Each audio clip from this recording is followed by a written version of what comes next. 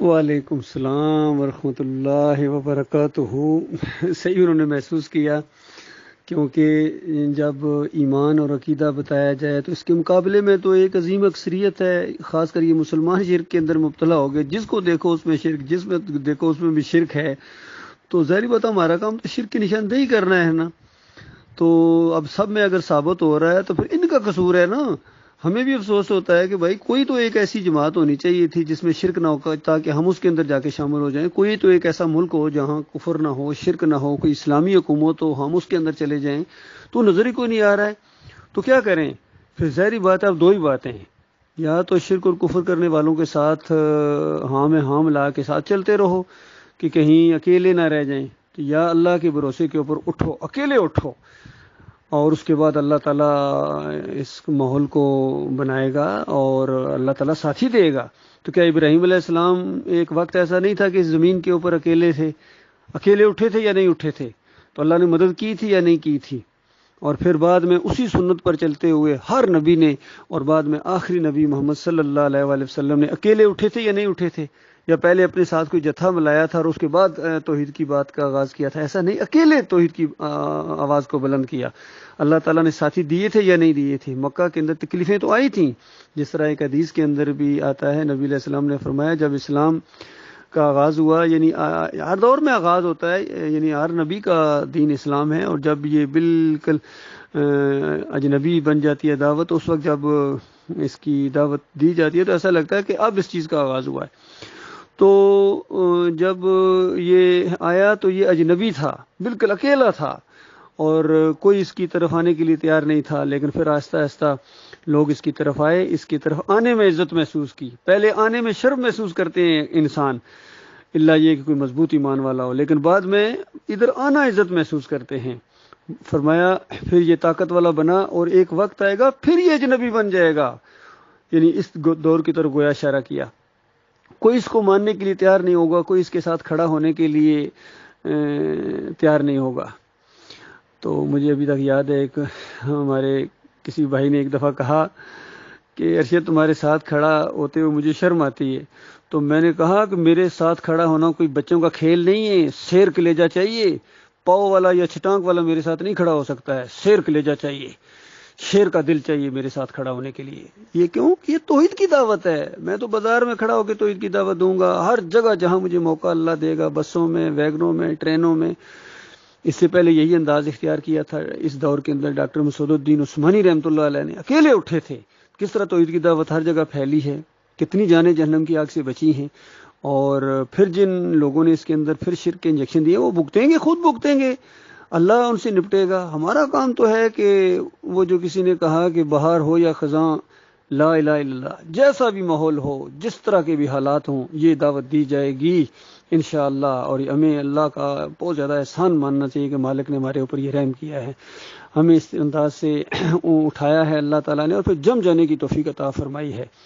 تو وہ میں حدیث بیان کر رہا تھا کہ نبی علیہ السلام نے فرمایا کہ پھر اس غربت اور اجنبیت کے باوجود میرے کچھ امتی اٹھیں گے اور اس کو پھر دنیا کے سامنے پیش کریں گے، اس کی یادوں کو پھر تازہ کریں گے، اور اس کے اندر میری سنت کے اندر جو بگاڑ لوگوں نے ڈال دیا ہوگا اس کو اصلی حالت میں سامنے لانے، مفہوم میں بیان کر رہا ہوں، لانے کی کوشش کریں گے۔ اور ان کے بارے میں فرمایا فَتُوبُوا لِلْغُرْبَا، ان غربا کے لیے، ان اجنبی بن جانے والوں کے لیے خوشخبریاں ہیں، خوشخبریاں ہیں۔ تو یہ تو موقع دیا ہے بھائی اللہ تعالیٰ نے، اللہ کا جتنا بھی شکر ادا کیا جائے کم ہے۔ یقین کیجئے اگر سجدے میں سر رکھیں اور قیامت تک کے لیے ہم سجدے سے سر نہ اٹھائیں پھر بھی ہم شکریہ ادا نہیں کر سکتے اپنے مالک کا، جس نے اس کفر و شرک کے ماحول سے ہمیں چنا ہے، مالک نے اپنی توحید کی دعوت دینے کے لیے۔ باقی تو دیکھیں دنیا پوری لگی ہوئی ہے، دنیا کی خاطر کتنے یہ لوگ تکلیفیں برداشت کر رہے ہیں، یہ فرقے بھی برداشت کر رہے ہیں، گالیاں بھی سن رہے ہیں لوگوں کی، مارے بھی کھا رہے ہیں فرقے، حالانکہ بریلوی ہیں، دیوبندی ہیں، اہل حدیث ہیں، حتیٰ کہ قادیانی بھی تکلیفیں برداشت کر رہے ہیں، یہودی اور عیسائی بھی تکلیفیں برداشت کر رہے ہیں، سکھ اور ہندو بھی دنیا میں تکلیفیں برداشت کر رہے ہیں، لیکن ان کا آخرت برباد ہے، آخرت میں ان کے لیے کچھ بھی نہیں ہے سوائے آگ کے۔ اور مومن تکلیفیں اگر برداشت کرے اکیلے ہو رہ جائیں تو اس کے بعد جو ہے یہ بڑا افسوس ہے کہ یہ گھبرا جائیں۔ دیکھیں سیاسی لوگ کتنے ہیں، وہ کہتے ہیں میں اکیلا تھا، عمران خان کہتا ہے میں 26 سال پہلے اٹھا تھا، اکیلا اٹھا تھا، اس کے بعد میں نے پارٹی بنائی ہے۔ تو میں تو 38 سال پہلے اٹھا تھا فوج میں، جب یہ میں نے دعوت دی اور پھر اس کے بعد یہ سلسلہ شروع ہو گیا. تو اس اکیلے پن سے نہیں گھبرانا بھائی، ہمارا رب ہمارے ساتھ ہے. جب اللہ ہمارے ساتھ ہے تو اکیلے آپ کیسے ہیں؟ اللہ چھوڑ دے گا تو ایک لمحے کے لیے وہ نہیں چھوڑتا ہے.